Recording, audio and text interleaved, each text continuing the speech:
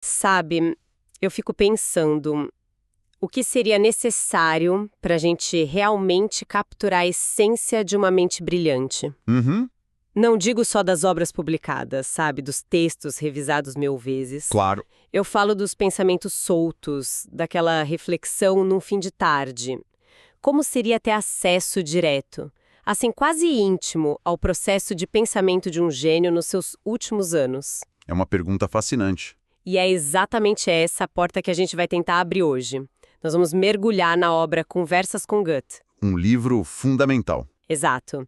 Ele documenta a relação, que era única entre o gigante da literatura alemã Johann Wolfgang von Goethe e o seu jovem interlocutor Johann Peter Eckermann. Certo. A nossa fonte para essa análise de hoje é um trecho que descreve não só como essas conversas foram compiladas, mas o que eu acho mais importante, por que ela se tornou um documento tão essencial. Entendi. Então, a missão é desvendar essa dinâmica, né? O que faz desse livro algo tão especial? Exatamente isso. Então, para começar, a origem de tudo é surpreendentemente despretensiosa. Bem pé no chão, né? Totalmente. A fonte nos diz que o Eckermann começou a anotar as conversas com Goethe por um motivo bem simples, para ajudar a própria memória. Só isso. Só isso. Não existia um grande plano editorial, nenhuma ambição de criar um monumento. Era só um cara tentando não esquecer as palavras de um gênio. E é justamente aí, né? É aí que a mágica acontece. O que começa como anotações pessoais, tipo um diário intelectual para uso próprio, escala de uma forma impressionante. Uhum. A fonte usa uma expressão que eu acho perfeita. Eckermann percebeu que tinha encontrado uma mina de ouro. É uma ótima metáfora. É poderosa porque não sugere só valor, mas também a necessidade de um trabalho de garimpo, de extração, sabe? Ele entendeu que não estava só ouvindo opiniões, ele estava testemunhando em tempo real um acesso sem filtros a uma das mentes mais influentes da época. Essa passagem de ajudar a memória para encontrar uma mina de ouro é o ponto de virada. Mas isso me leva a uma questão mais prática. Certo? O que você faz quando encontra uma mina de ouro e está, digamos, com as contas para pagar? Pois é. A fonte deixa bem claro que o Eckermann estava financeiramente apertado. Ele tinha um material de valor incalculável nas mãos. E, bom, precisava de dinheiro. Exato. O caminho lógico seria correr para publicar. E ele tentou. Ele tentou. Sim, ele foi até Goethe e pediu permissão para publicar as conversas. E a resposta do Goethe foi um balde de água fria. Mas um que mudou a história toda. Ele disse só, espere. Nossa, apenas espere. Só isso. Essa palavra espere é carregada de significado. De um lado, você tem a lealdade do Eckermann. Eu fico imaginando a ansiedade dele, Com certeza. ele com essa mina de ouro nas mãos, precisando de dinheiro, e o mestre ali dizendo, calma, espere eu morrer. É uma prova de lealdade e paciência quase inimaginável hoje em dia. É verdade. Ele não só esperou, como esperou pacientemente até a morte de Goethe para publicar. Ele colocou a integridade do legado do mestre acima da própria necessidade. Sem dúvida. A paciência dele é um pilar ético da obra. Mas a instrução do Goethe também, ela merece uma análise mais profunda. Como assim? À primeira vista, parece um ato de confiança, certo? Confia em você para publicar isso depois que eu me for, e certamente tem isso. Claro, mas também podemos enxergar de outra forma, não? A instrução de esperar pode ser vista não só como confiança, mas também como um ato de controle final sobre a própria imagem. Controle. Sim, ele estava de certa forma fazendo a curadoria do seu próprio mito póstumo. Você acha que ele estava com medo de se arrepender de algo que disse? De ter que se explicar? Medo talvez não seja a palavra, mas uma consciência estratégica. Ao proibir a publicação em vida, ele evitava ter que debater ou justificar seus pensamentos mais espontâneos. Entendi. Ele garantia que a versão que chegaria à posteridade seria aquela final, sem revisões ou retratações. Ele entregou o material bruto para o Eckermann, mas controlou o timing da divulgação de forma magistral. É como se ele dissesse, É como se ele dissesse, esta é a minha última palavra, e ela só será ouvida quando eu não estiver mais aqui para alterá-la. É um ato de confiança no Eckermann, claro, mas também de profundo controle sobre o próprio legado. Uau, essa perspectiva muda bastante coisa. Não é só um sim, pode publicar, mas um sim, publique nestas condições. Exatamente. E a lealdade do Eckermann em cumprir isso, mesmo com as dificuldades financeiras, dá um peso moral gigantesco para o livro. Sem essa espera, talvez tivéssemos uma versão apressada, sensacionalista. Editada para agradar o público da época, talvez? Isso. A espera garantiu uma certa pureza de intenção. Eckermann não estava explorando uma celebridade. Ele estava preservando um legado nos termos do próprio criador. Exatamente. E essa base ética é o que nos permite confiar no conteúdo. Mas o que realmente faz o livro ser tão revolucionário é o formato. Sim. E isso nos leva ao papel do próprio Eckermann na história. Porque quando a gente finalmente abre o livro, o formato surpreende. A fonte descreve que as conversas soavam quase como entrevistas. Isso é radicalmente diferente de um diário ou de uma biografia tradicional. Totalmente. Não é um monólogo, não é o Goethe discursando para um gravador humano. É um diálogo. E a fonte detalha muito bem o papel ativo do Eckermann nisso. Ele não era um taquígrafo passivo, um mero anotador. Não mesmo. A descrição é explícita. Ele instigava Goethe a dizer coisas interessantes, provocativas ou profundas. Pensa no que isso significa. Ele não estava só anotando o que Goethe dizia por acaso. Ele estava conduzindo. Exato! Ele estava dirigindo a conversa, cutucando, provocando. Ele era um entrevistador no sentido mais moderno da palavra, antes mesmo do gênero da grande entrevista existir como a gente conhece hoje.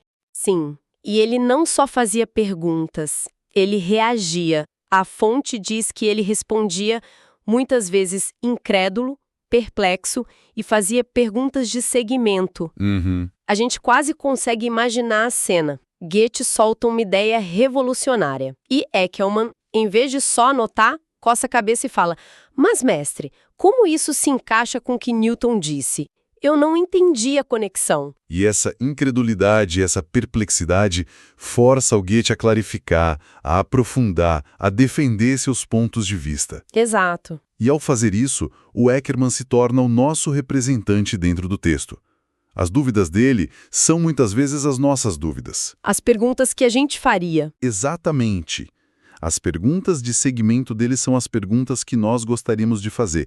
Ele transforma o que poderia ser um registro seco, acadêmico, em um diálogo vibrante. É a diferença entre ler uma lista de conclusões de um filósofo e assistir ao debate socrático que o levou até elas. Nossa, ótima analogia. O que está sendo preservado ali não é só o produto final do pensamento de Goethe, mas o processo. E isso é infinitamente mais valioso. E a fonte ainda adiciona um detalhe que eu acho fascinante. Ocasionalmente, Eckermann expressava as suas próprias reflexões. Sim. Então ele não era só um provocador, ele era um participante. Ele trazia as próprias ideias para a mesa, criava uma tensão intelectual, um intercâmbio. Isso destrói completamente aquela imagem do discípulo passivo, né? Sentado aos pés do mestre. Completamente. Eckermann era um parceiro de treino intelectual para um Goethe já idoso. Sabe, isso lembra um pouco, guardadas as proporções, da vida de Samuel Johnson de Boswell. Boswell também registrava conversas, mas muitas vezes ele era mais um observador, um fã. Certo. Eckermann parece ir além. Ele não tem medo de se mostrar confuso, de desafiar. A inclusão das suas próprias reações e reflexões é uma escolha editorial brilhante.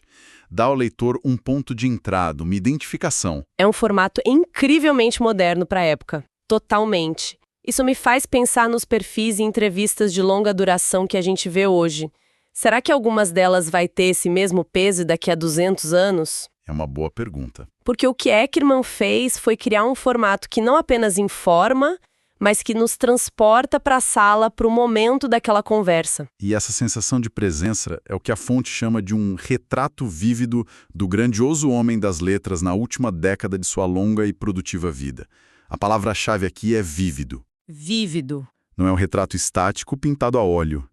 É um retrato em movimento, que respira, que pensa alto, que às vezes se contradiz. A colaboração, mesmo que não intencional no começo, criou um documento histórico e humano de valor inestimável. E o fato de ser um retrato da última década da vida dele é especialmente poderoso, não acha? Não estamos vendo o jovem rebelde. Exatamente. Este não é o gueto do Sturm und Drang, aquele movimento literário da juventude cheio de paixão e rebeldia. Não. Este é o Goethe que olha para trás, que reflete sobre uma vida inteira de criação, de ciência, de política. O livro captura a sabedoria acumulada, as reflexões sobre o próprio legado e a perspectiva que só a idade pode trazer. É o estadista da cultura fazendo um balanço final. Isso. E a participação ativa do Eckermann garante que essa sabedoria não seja apresentada como um dogma. Como um conjunto de mandamentos finais de um velho sábio. Exato. Pelo contrário, ela é apresentada como parte de uma conversa que continua, uma exploração que nunca termina mesmo no fim da vida. É como se Goethe, através de Eckermann, estivesse tendo sua última grande conversa, não só com seu amigo, mas com a posteridade. E que mediador que ele foi. Perfeito. Ele garantiu que a conversa fosse autêntica, desafiadora e, acima de tudo, viva. Acho que a melhor analogia é a que a própria crítica sugeriu. A diferença entre uma fotografia e um filme. Muitas biografias nos dão uma ótima fotografia de uma pessoa. Certo. Eckermann nos deu o filme. Ele não nos mostra apenas o que Goethe pensava. Ele nos mostra como Goethe pensava. E essa distinção é tudo. Ok, então, tentando amarrar tudo que a gente discutiu aqui, a gente começou vendo a origem humilde de tudo, com o Eckermann só querendo umas notas para não esquecer as ideias do chefe, basicamente. E como isso evoluiu para um projeto de legado marcado pela paciência e pelo respeito imenso de Eckermann. Que segurou essa mina de ouro por anos. Anos, mesmo precisando de dinheiro para honrar o pedido de Goethe. Um pedido que, como a gente viu, pode ser interpretado tanto como confiança quanto como uma estratégia de controle póstumo. Exato. Depois, a gente mergulhou no que talvez seja o aspecto mais genial da obra. O papel de Eckermann não como um escriba, mas como um interlocutor ativo. Quase um entrevistador moderno. Isso. Ele provocava, questionava, mostrava a própria confusão. Transformando o que poderia ser um monólogo em um diálogo dinâmico, ele funcionou como um avatar do leitor dentro do texto, tornando as ideias complexas de Goethe muito mais acessíveis e vivas. Capturando o processo do pensamento, e não só o resultado. Perfeito. E por fim, a gente concluiu que foi essa combinação de fatores, a origem, a paciência, o formato interativo, que resultou nesse retrato vívido de Goethe nos seus anos finais. Uma janela única, né? Uma janela única para a mente de um gênio no momento do seu balanço final com a vida e a obra. Sabe, essa nossa conversa toda levanta uma questão importante que fica pairando. Qual? A fonte deixa claro como Eckermann respondia, ficava perplexo e até expressava as próprias reflexões. A pergunta que fica no ar é: até que ponto as conversas com Goethe são um retrato puro de Goethe? E até que ponto elas são inevitavelmente moldadas pela perspectiva, pelas perguntas escolhidas, pelos temas que interessavam ao Eckermann? Entendi.